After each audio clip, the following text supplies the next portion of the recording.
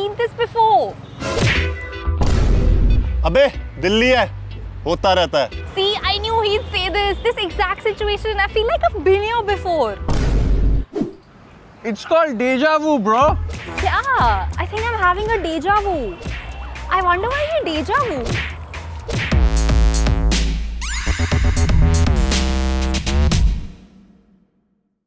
You feel like a psychic when deja vu happens. But how does science explain this mind game?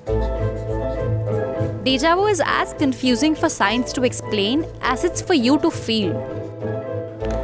Turns out science doesn't really have a full proven explanation for it. But there are a few theories. We can't really see deja vu in brain scans, but we can explain these theories through this.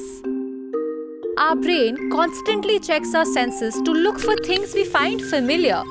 When it recognizes something as familiar, a part of the brain recalls the memory associated with it. This first theory is related to how we recall our memories. What we see, what we smell, what we hear are all recorded at the same time to form one event.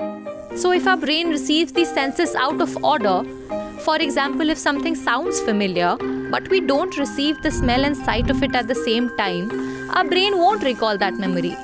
That is deja vu. It'll be seen as a different event, but it'll still feel familiar. But hang on, this doesn't explain why it happens for completely new situations. That's where this theory fails and the second one comes in. Everything we go through in our day-to-day lives is stored in our brain as memories. Experiences are first stored in the short-term memory and then later sent to the long-term memory.